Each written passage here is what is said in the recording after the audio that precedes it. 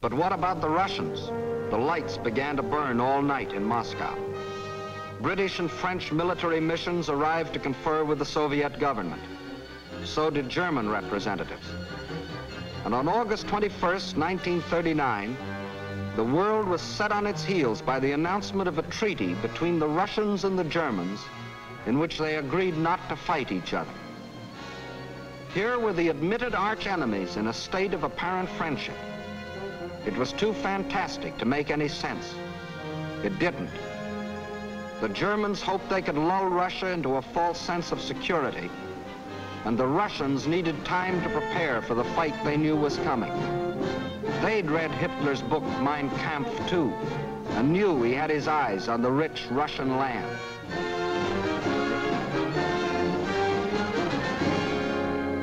Confident that Russia was safely pigeonholed and that the democracies would not fight, the Nazis started singing their favorite theme song, that all people of German blood belonged to them, and picked Danzig as their excuse for the gobbling up of Poland. Danzig, a free city, self-governing under the League of Nations, was an important seaport at the head of the Polish corridor, Poland's access to the sea. The same old softening up process had gone on here. Local stooges, armed by Germany, began to terrorize the city. Hitler demanded Danzig and the Polish corridor, or else. The people of Poland prepared for the inevitable. Although they knew Britain and France had guaranteed their borders, they also knew those countries were a long way off.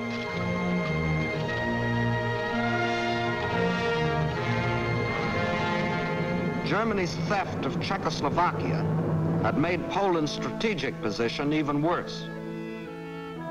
Except for the Carpathian Mountains, Poland is relatively flat and low-lying. The Vistula is the Mississippi of Poland. It is broad, muddy, and unfordable for most of its length. Its tributaries are formidable streams during certain seasons. But there was a drought, and the streams were so low during the campaign that they could be forded at almost any point by men, trucks, and tanks.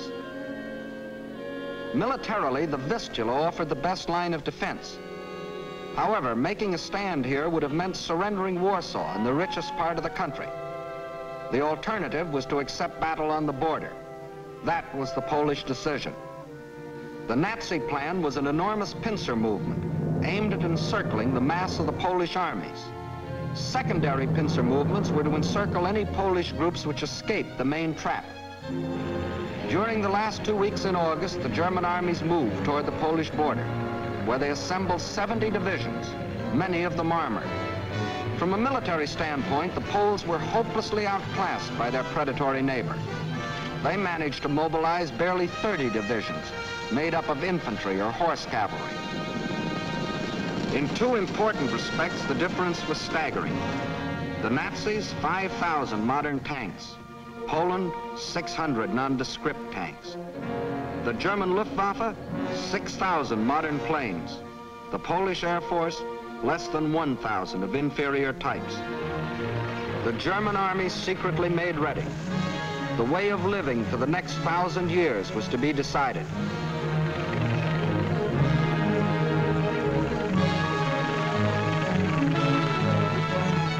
The fire that had begun in Manchuria and spread through China and Ethiopia and Spain would now blaze around the world. This man made that decision. War. Precisely at dawn on September 1st, without warning, the German Wehrmacht rolled over the Polish border. Before the invasion was 30 minutes old, the planes of the Luftwaffe were over Poland, wiping out the Polish Air Force, most of it caught flat-footed on the ground.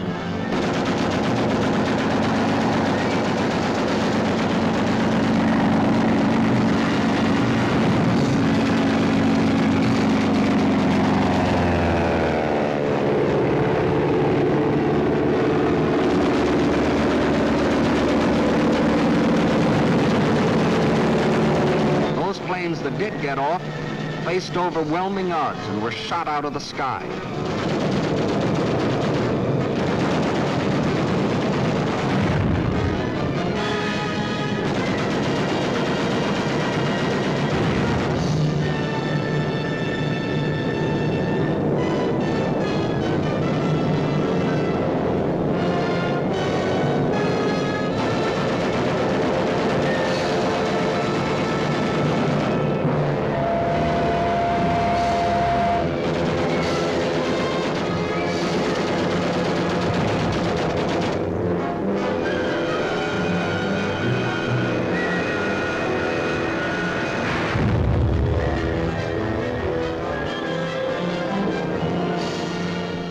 Flying Nazi squadrons ranged deep into Poland, destroying communications, radio stations, power plants, highways, bridges, railroads.